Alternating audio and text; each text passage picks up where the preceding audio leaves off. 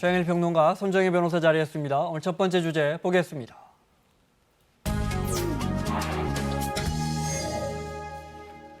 유니클로, 우리 국민이 가장 많이 사 입는 옷 브랜드 중에 하나였습니다. 네. 그 유니클로는 왜 이런 CF를 만들었을까 살펴보겠습니다. 진짜 많이 팔리는 옷이었더라고요. 저희가 정말. 불매하면서 알았어요. 네네, 정말. 네. 왜냐하면 저도 불매하면서는 안 샀지만 꽤 있더라고요. 근데 종류가 다양해요. 사실 대중적인 브랜드. 예, 뭐 정장, 네. 캐주얼, 그러고 이제 중저가로 품질이 좋다 이런 인식 때문이었는데 2015년에 처음 1조 원을 돌파합니다. 우리나라 안에서만. 예, 국내 네. 시장에서 1조 1천억 원을 넘겼고요. 지난해가 1조 3,700억 원을 넘겼으니까 지금 4년 연속 1조 원을 넘는 브랜드인데 단일 브랜드로 이 정도 비교할 수 있는 걸 보니까 너무 많이들 입으시는 뭐 아디다스나 나이키 네. 이 정도 외에는 1조 원을 넘기는 단일 브랜드는 그러니까요. 없습니다. 네.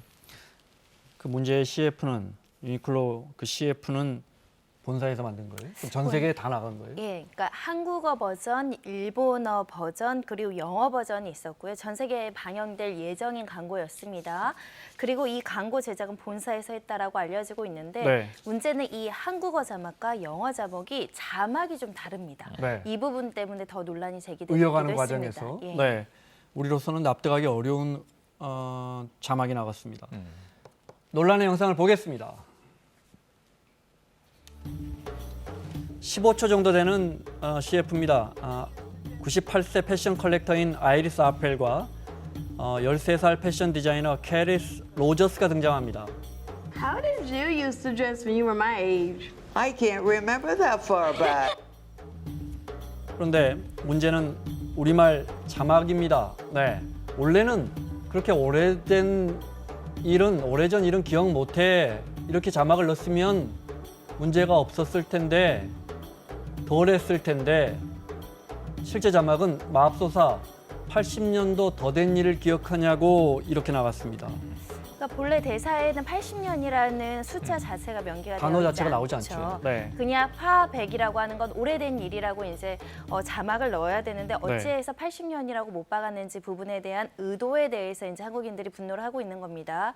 지금으로부터 80년이면 정확하게 우리나라가 일제 강점기에 강제징용과 위안부 문제가 굉장히 제기됐을 수 있는 시점이기 때문에 공교롭게 80년. 그때부터 이제 징용이 시작되고 위안부 문제가 발생하던 딱 그 시점이에요. 네, 네. 더군다나 네. 위안부 문제를 제기하면 그렇게 오래된 일인데 빨리 뭐 과거를 청산하고 화해를 하자. 그 기억이 정확하지 않다라고 또 일본 내에서도 목소리가 나온 전력이 있기 때문에 네. 이 발언과 이 자막들은 위안부 사건을 모독하는 것이다. 이런 논란이 네. 제기된 상황입니다. 논란이 되면서 일단 광고는 접었다고요?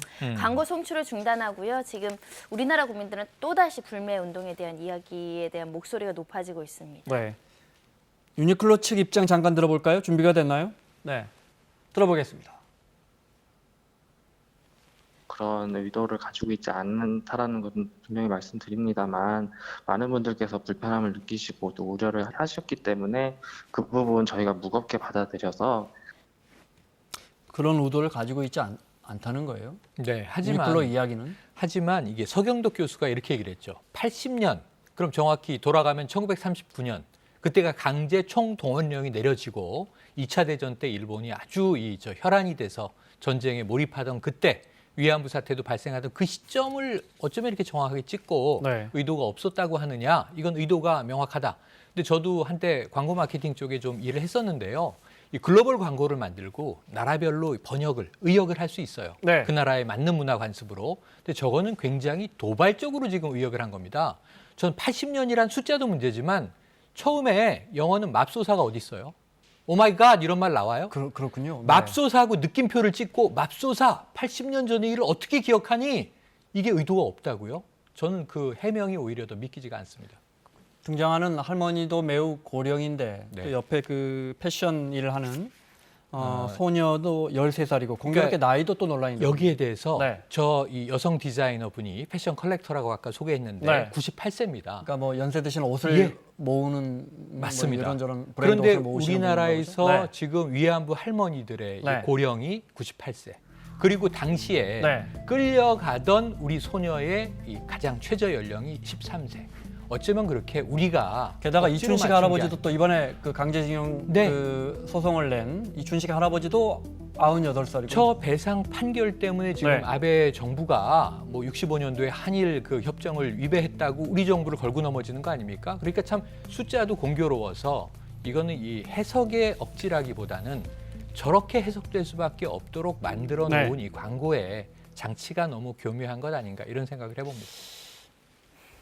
100번 양보해서 그럴 의도가 아니었다는 걸 설령 네. 사실이라고 해도 우연히 그렇게 됐다 우리가 해도 상대방이 네. 불쾌감을 느끼거나 모욕감을 느끼면 보통 우리가 정중하게 사과하잖아요. 그렇죠. 내 뜻은 그게 아니었지만 네. 사과도 아직은 없는 것 같죠. 사과보다는 의도가 없었고 네. 이 많은 사람들이 한국에 있는 많은 사람들이 불편감을 느끼니 우리는 광고를 중단하겠다라고 했는데 유감 표시도 없었던 거 아니에요? 예. 네. 사과나 유감 표시 없이 저렇게 네. 그냥 조치하면서 사실은 이 상품의 광고는 저 해명을 통해서도 계속하고 있다. 이런 또 논란도 있습니다. 네.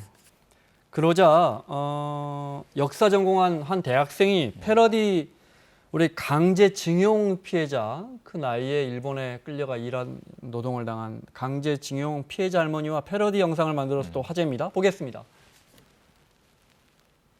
난 상기시켜주는 걸 좋아하거든. 누구처럼 온폭이랑 방사능 맞고 까먹지는 않아. 제 나이 때는 얼마나 힘드셨어요? 그 끔찍한 고통은 영원히 잊을 수 없어. 네, 제가 저기 할머니가 뭐라고 써 있느냐 우리 특파원에게 물어봤더니 나는 잊을 수 없다라는 말이더군요. 네. 이 대학생이 광고를 가지고 이제 할머니한테 보여드렸다고 하니 화가 나시는데 이렇게 이야기를 했다라는 거예요. 어떻게 이렇게 무시할 수가 있느냐라고 분개를 하셨다는 겁니다. 그러면서 이 예전의 기억에 대해서는 그 당시의 인원수까지, 그 당시 숙소의 장면 잊혀지지 않는다고 네. 끔찍한 고통이었다라고 이야기를 하고 있고요. 뭐 광고 보자마자 화가 나서 이런 동영상을 제작했다라고 하는데 뭐 패러디라고 하기에는 분노의 동영상이다라고 이야기해 드릴 표현이 수 더, 있을 네. 것 같습니다. 맞는 것 같습니다.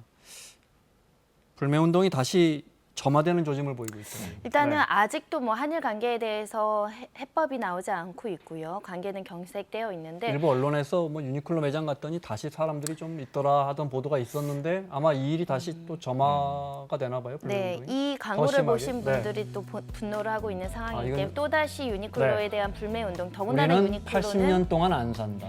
네, 불매 운동의 상징처럼 된 게 유니클로 네. 그 CEO가 곧 불매 운동이 없어질 것이다라는 취지의 발언을 하면서 조금 더 성남 민심에 화가 나게 회계 했었는데요. 책임자 CFO가 그런 말을 했었죠. 네, 요번에 다시 이 광고로 규탄의 목소리가 높아지고 네. 있습니다. 지긋지긋한 유니클로라는 네티즌들이 만든 유니클로 보이콧 이미지를 이 자회사라고 하군요. 네. 이게 유니클로의 왜 그러냐면 네. 지금 유니클로가 워낙 판매가 안 되니까 네. 세 가지 방법을 쓰고 있어요. 하나는 오프라인 매장에서 파격적으로 세일을 하는 겁니다. 네. 그러다 보니까 불매하려고 했는데 너무나 싼 값에 이제 사러 가는 고객이 일부 좀 늘었고 또 하나는 통신 판매를 하는 겁니다. 온라인으로요? 유니클로 네. 통신 판매가 온라인이죠. 그러니까 오히려 유니클로 사입자는 운동을 하는 일부 극우 성향의 사람들도 있었어요. 네. 샤이 유니클로 구매자들이 있을 수 있다는 거고 하나는 유니클로인지 모르게 저런 이제 서브 브랜드 계열 브랜드를 통해서 네. GU 이런 걸로 파니까 이건 유니클로 아닌가 봐 그러고 사입는 또 이제 매출들이 있는 거예요. 이런 식으로 지금 이제 편법 마케팅을 계속 하고 있는데 우리가 좀 더 직시해야 될 것 같습니다. 알겠습니다. 주제를 하나 바꿔서요. 우리 대학생들이 미 대사관에 난입한 이야기 잠깐 하겠습니다. 지난 18일이니까 금요일인데, 네, 영상이 들어와 있습니다. 보겠습니다.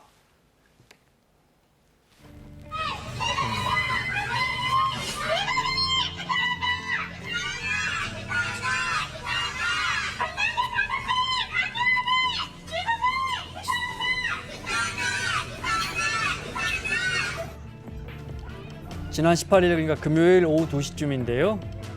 학생들이 담벼락을 넘죠. 대사 관저, 대사가 사는 집이죠. 주한 미 대사가 사는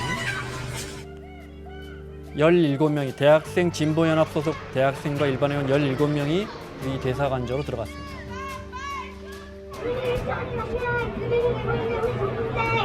여기서 미국의 민주주의가 돌려서 6조원의 금액을 요구하고 있습니다. 이것이 말이 되는 말입니까? 대한민국 국민은 자주민주국가인데 당신의 정부는 국가기와 미국의 요구를 청구하고 2조 원의 금액도 우리는 정치적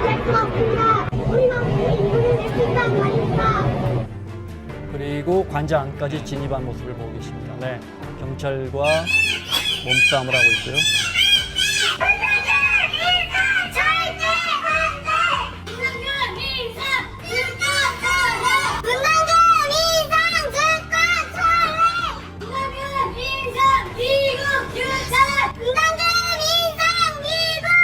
자, 여기까지 보겠습니다. 90년대, 80년대, 90년대 미 네네. 대사관이나 미 문화원 90년대는 잘 네. 기억이 안 나고요. 제가 대학생 무렵인 80년대 중반에 네, 특히 그때입니까? 84년에 미 문화원 방화도 있었고 부산에서 또 미 문화원 진입해서 기습 시위도 네. 있었는데 지금 그때에 비하면은 지금 뭐 대학생들의 모습은 들어간 것은 불법적인 시위지만 뭐 대사관은 아니고 뭐 대사 관저죠. 관저입니다. 대사 관저죠. 네. 보니까 이게 한옥으로 돼 있죠. 페레스 이제, 미 대사의 숙소죠. 그러니까. 예, 저기서 이제 일단 구호는 명확합니다. 한미 방위비 분담금 협상에서 네. 5배 이상이나 내라는 미국의 요구는 부당하다는 거 하나.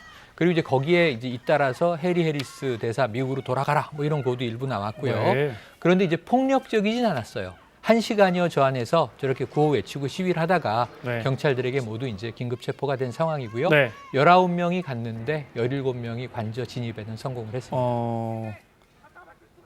해리스 대사는 관제 없었다고 그러더라고요. 그때 네. 이 해리스 대사는 참 공교롭게도 이 대통령과의 문재인 대통령 이 만남에 네. 참석하고 있었습니다. 해리스 대사가 주한 미 대사죠. 입장을 내놨는데 잠깐 볼까요? 관련해서. 네, 대사관저에 이제 무단 침입한 시위대 관련해서 대처를 경찰에, 잘해둔 데 대해서는 경비대와 서울지방경찰청에 감사 인사를 드렸는데 네. 그 다음은 서울 중심부에서 13개월 만에 두 번째 일어난 사건으로 자, 억지로 제 집에 들어오려고 했다. 고양이들은 무사하다 그랬지만 13개월 만에 두 번째. 이건 좀 불만의 느낌이에요. 네. 다만 또 이제 경찰과 경비대는 감사한다. 이렇게 또 인사를 했습니다. 대학생들의 주장을 직접 들어볼까요? 준비됐으면 한번 직접 들어보겠습니다. 네. 하와이에서 방위분담금 협상이 있잖아요. 그래서 거기 협상을 앞두고 있으니까 확실하게 이제 국민들의 목소리, 대학생들의 목소리는 방위분담금 인상이 아니라 인상하는 것을 반대한다라는 그런 목소리를 좀 내려고 했습니다. 1조에서 5조, 6조 내라는 거는 거의 뭐 국민 세금들을 강탈하겠다는 것과 다를 바 없다고 생각이 들어서 그렇고 그리고 뭐 미국 대사관에 뭐 항의 서한문을 전달한다거나 뭐 여러 가지 그런 요구들을 미국에 직접적으로 했을 때 단 한 번도 받아들여진 적이 없거든요. 네, 그래서 직접 가서 확실하게 좀 국민의 목소리, 대학생들의 목소리를 전달해야 되겠다 싶어가지고 하게 되었습니다.